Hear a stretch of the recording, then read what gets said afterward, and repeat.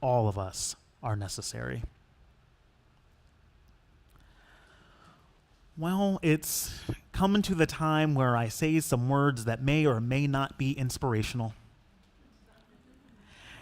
At the end of the year, everything new is old again. I've been saying it for a few weeks. The funny thing about this time of year is you have probably heard all the things there are to say decades and decades and decades throughout time. There is very little original to say about the wheel of the year, about bringing light and hope back into the world, about having more peace this time, about making sure we're in stronger community this time, about making sure we do things that are actually manageable and sustainable to us. And that's the beauty of it, in fact. None of this is new. On an annual basis, we get to revisit the same themes and maybe make new meaning from them because of the revisiting. You know the saying about how you can never visit the same river twice. The way that the river flows might always be the same, or at least for a while. We know in a geological time scale it goes back and forth, but I digress. But the water changes. The person observing the water changes. If we enter the water, we too are changed and change the water itself. We have changed the very essence of time-space just by being alive. But we get to revisit these themes over and over again and see what new meaning we might bring to it this time. What new learnings remain for us this time. Maybe we didn't learn the thing we were meant to learn the first time, so now we're going to learn it right. Perhaps even what is true is that there are more lessons to learn from the very same inputs than we learned the first time, the first 10 times, the first 57 times, the first 197 times. I know I have learned a lot of information, sometimes from exactly the same circumstances.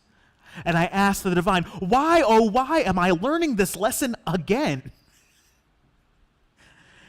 And as we well know, the divine laughs while we're making plans, so in its cosmic sense of humor, I often get no response at all.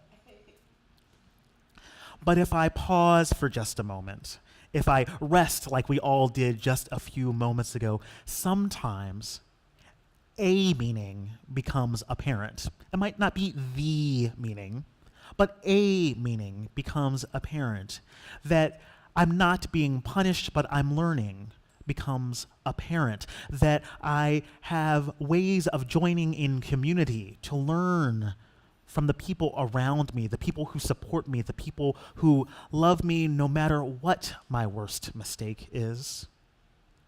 The lesson of universalism itself, that we are all better than our worst mistake, that we are all worthy of love, and that love is not something transactional. Love is actually a state of being. The beloved community itself is a physical understanding of love made real in our world, and we're all responsible for making it together. Sometimes that's part of the lesson that we learn at this time of year. Other times the lesson eludes us. Sometimes for our entire lives, there are ways that I have been presented information that still don't make sense. There are movies that I saw long ago where I still don't get that twist. What was actually going on in Memento?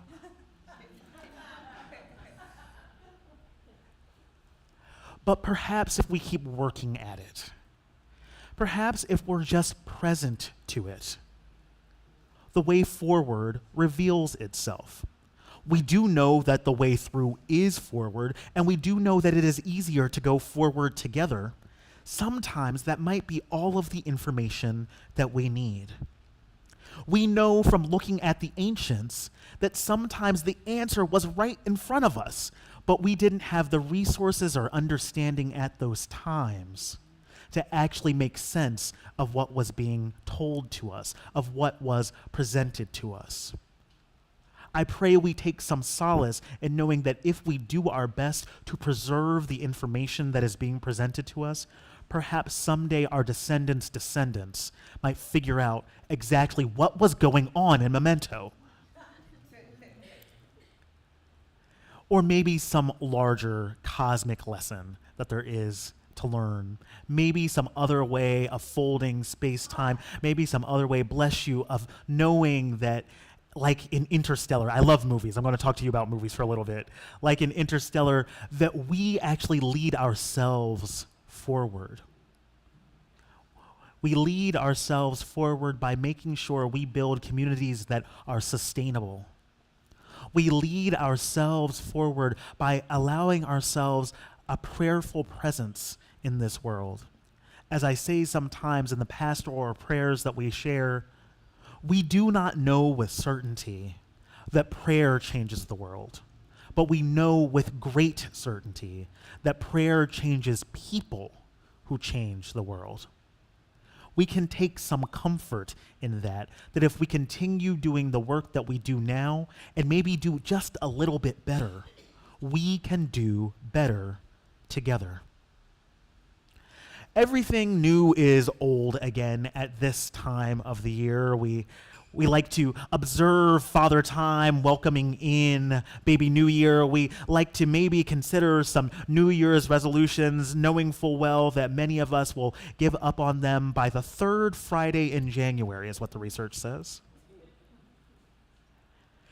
If you're not a resolution-making type of person, I'm not either anymore. I gave up on too many of them, and it made me sad. We can take some solace in knowing that the ritual, the habit building of thinking about how this year ahead of us will be different is helpful. This revisiting, this building of muscle memory, this consideration of what came before and what yet lies ahead is part of the work of human existence. And as we know from any habit, the more we do it, the more likely we are to do it. Interestingly enough, while most of us will give up on any New Year's resolution by that third Friday, it only takes about 3 weeks to build a habit.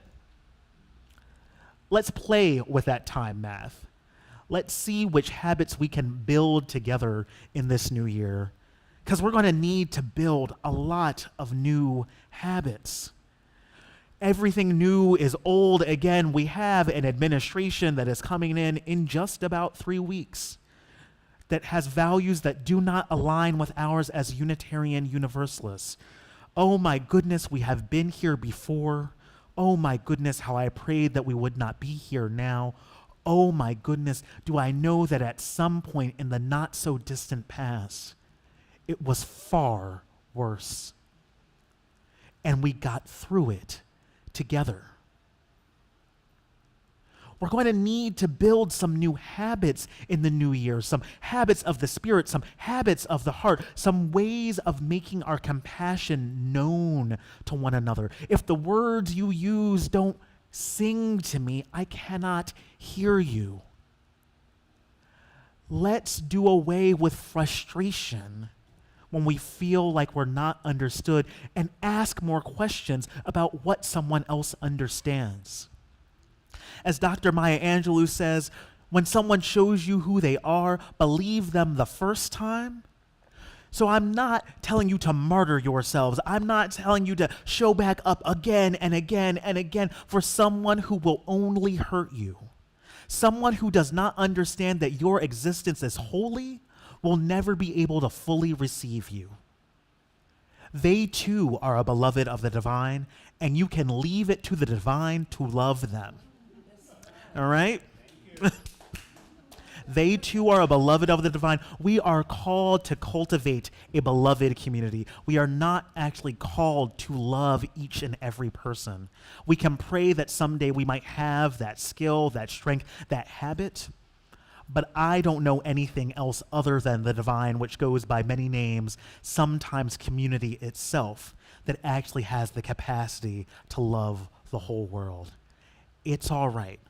All of us are necessary. and someone will love those people. You can laugh at that. I said what I said. We're going to need to build some new habits in the new year. We're going to need to figure out better ways of feeding one another spiritually, feeding one another intellectually, and yes, actual care and taking of one another. Our community here in this building is often one paycheck, one missed payment away from not being able to take care of everyone here. We know our houseless neighbors all around this island need more and more help. We know it is too expensive to live here and the rent is too damn high. We're going to need to find some better habits in the new year so that we can make sure that all of us will make it through together. That's actually all we gather in church to do, to make sure we can all make it through together. It's not a new message. It's an old message. I've said exactly the same things innumerable times. I've spent about 100 services with you at this point in time. We revisit the same information because there is new learning that comes each time we circle back. When we revisit old, old information, we can perhaps find ways of building collectives, ways of building community that get us through. Every time we join together on Sunday, this community is new again. So the way we understand, the way we receive, the way we breathe together changes. Everything new is old again at this time of the year. I have nothing original left to say about this time of the year. I need your help and we need the help of one another to build new habits in the new year. And the habits that are going to get us through are those of love and compassion, those of understanding that all of us are needed and people who cannot receive us do not need us to continue coming back to them. They'll come around. I promise you, they'll come around. If not in this life, then in whatever is after this life. They'll come around. And we're going to have to feed one another. Figure out the way that you can feed yourself so that we can feed one another. The times, they're a little bit treacherous coming up. And we need to make sure that we have the resources together, not just as individuals, to make it through. I know that this community is big enough. I know that the values of Unitarian Universalism are big enough. I know that the year ahead is big enough to develop all the habits we need in order to care for one another in the most intimate of ways. And this is the work of building beloved community. This is the work of revisiting everything new that is old again. This is the work of sharing of our lives together. Amen, Ashe, and Happy New Year.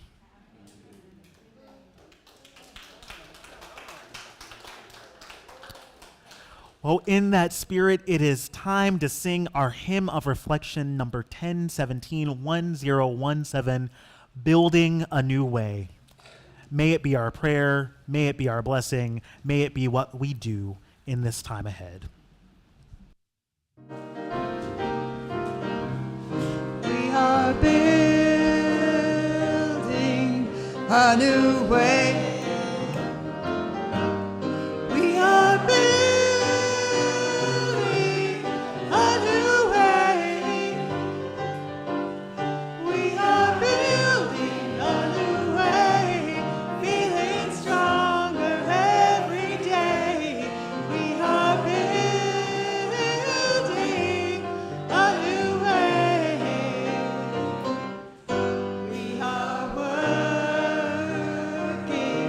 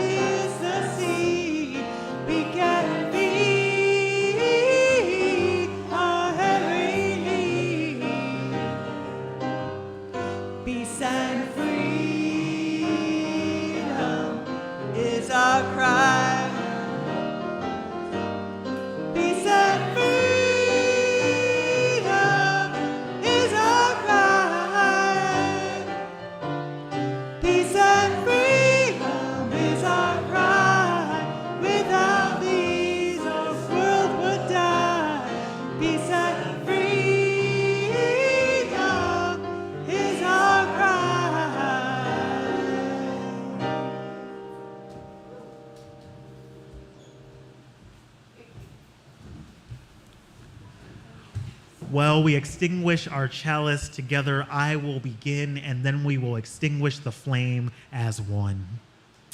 We offer the words of the Reverend Kimberly Quinn Johnson, who says, as we extinguish our chalice, we remember that we are not perfect, but we are perfectly fitted for this day.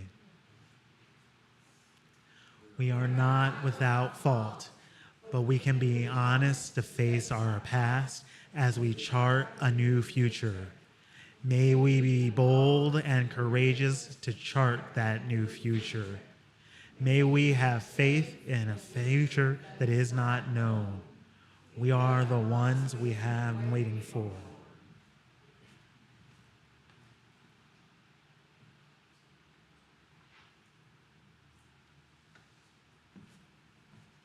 Beloveds, go forth from this place blessed. Go forth from this place blessed to feed every need of our community. Blessed to stay in community even as we struggle, even as there's conflict. Blessed to build community even with those who do not love like we do, even with those who do not believe like we do, because they too are beloved. We can give them to the divine if they're not ready to love in the ways that we need to love together. Go forth from this place blessed for a very happy new year. Our worship has ended. Let our service begin.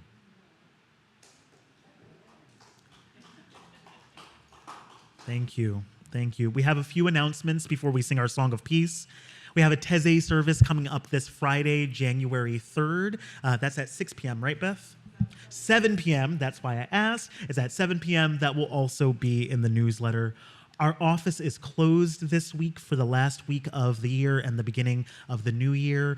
So if you have any urgent needs, please call or text me. You can always get that number right at my autoresponder through my email, and I'll get back to you if I can. And if you need a more timely response for care, please always reach out to the care team.